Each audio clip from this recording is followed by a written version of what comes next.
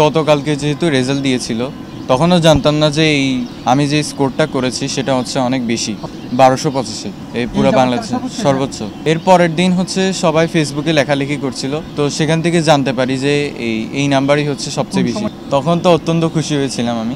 ভবিষ্যতে আমি একজন ইঞ্জিনিয়ার হতে চাই। চট্টগ্রাম কলেজিয়েট স্কুলের সুযোগ নফন্যা সেই নিবিড় কর্মকার এসএসসি 2025 1300 নম্বরের মধ্যে 1285 পাইয়ে শুধু চট্টগ্রামতেই নয় ওইয়ে দেশ সেরা। যখন আমি জানতে পারলাম এই স্কোরটা যে সর্বোচ্চ এই পুরো বাংলাদেশে সর্বোচ্চ, তো তখন প্রথমত আমি বিশ্বাস করিনি, তেমন একটা ইতস্তত বোধ করছিলাম যে এটা কিভাবে সম্ভব। তো পরবর্তীতে যখন ফেসবুকে সবাই লেখালেখি করছিল, যে বিভিন্ন জায়গা থেকে আসছিল যে এটা হচ্ছে সবচেয়ে বেশি স্কোর এই যাবৎকালে, তখন গিয়ে আমি হচ্ছে একটু শিওর হয়েছিলাম যে আমি অত্যন্ত খুশি হয়েছিলাম যে এই রেজাল্টটা দিন। রেজাল্ট হলো, আমরা আগে থেকেই আশাবাদী ছিলাম কলেজে এটা ওর হবে। দেখা গেল যে হয়তো অল্প কিছু নাম্বারের জন্য সে আসেনি, 1 নাম্বার বা আধা নাম্বারের জন্য। তখন সাময়িকভাবে আমাদেরও খারাপ লেগেছিল।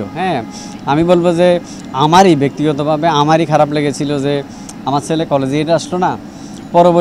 পরের দিন নাসিরাবাদ গভর্নমেন্টের রেজাল্ট হলো, দেখলাম যে ওখানে আসছে।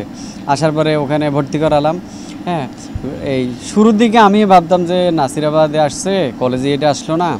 কিন্তু বলে না একটা কথা যে সৃষ্টিকর্তা যা করেন হয়তো ভালোর জন্যই করেন। এখন এই রেজাল্টটা দেখে মনে হচ্ছে যেন এটা আমাদের জন্য শাপে বড়ই হয়েছে। কলেজে এটা না হয় ও যে ইয়েতে আসলো, নাসিরাবাদ গভর্নমেন্টে আসলো। নাসিরাবাদ গভর্নমেন্টের টিচারদের যে আন্তরিকতা, ওনাদের যেই উপদেশ, ওনাদের যে সাহায্য, সেই কারণে আমার ছেলে ভালো একটা রেজাল্ট করেছে। দেশের ওনার পিছনে ব্যাক কৃতিত্ব সৃষ্টিকর্তা ও মা বাপর ওর দিয়ে এই তরুণ হয়। তিনি পড়তো স্যার নটরডেম ওইরে বুয়েটত, ওই তো স্যার ইঞ্জিনিয়ার। নটরডেমে দেখি অ্যাডমিশন দিতে পারি আমি। এরপরে দেখি বিভিন্ন জায়গায় ভর্তি পরীক্ষা হবে, অ্যাডমিশনে বিভিন্ন জায়গায় আমি দিব।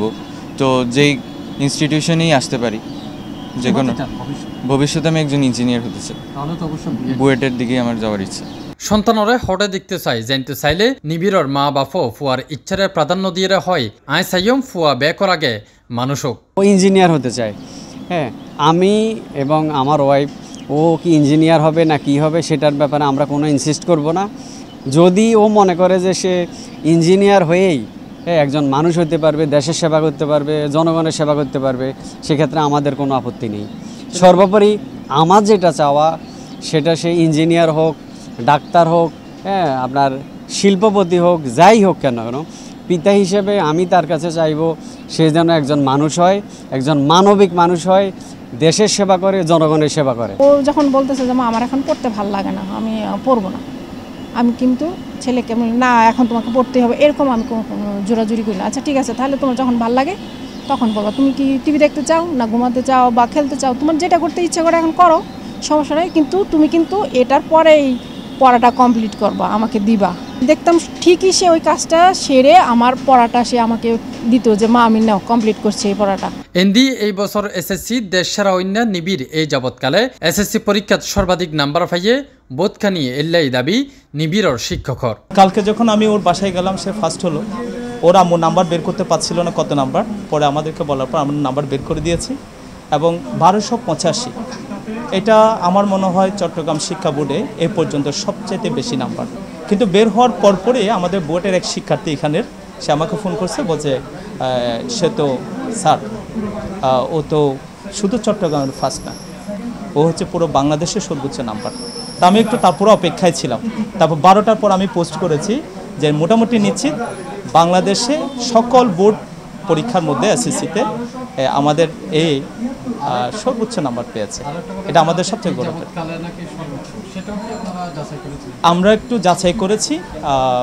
এখনও পর্যন্ত আমাদের যতটুকু নলেজ বা আমাদের যে তথ্য, এই তথ্য অনুসারে 1285 হচ্ছে এসএসসির মধ্যে 1300 নাম্বারের মধ্যে সর্বোচ্চ মার্কস। সেক্ষেত্রে আমরা বলতে পারি হ্যাঁ এ যাবৎকালে হ্যাঁ। এরপরের রেকর্ডগুলো আমরা এখনও পর্যন্ত পাই না, কারণ 2009 সাল থেকে আমাদের রেকর্ডগুলো আমরা রাখছি। তো এই রেকর্ডের মধ্যে 1285 উপরে নাম্বার পেয়েছে এরকম কোনো স্টুডেন্ট আমরা এখনও পর্যন্ত পাইনি। শুধু আমরা বলবো যে শুধু সায়েন্স পয়েন্টের না, ও যত শিক্ষকের কাছে পড়েছে, যে প্রতিষ্ঠানে পড়েছে, সবাই কিন্তু সবার থেকে সে শিখেছে।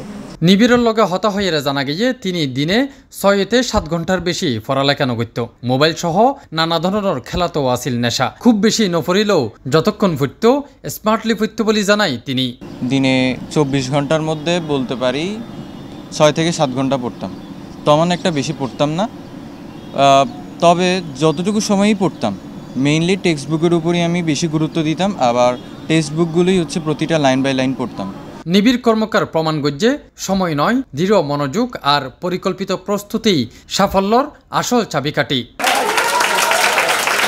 Taslim Alamgir, C+ TV, Chittagong.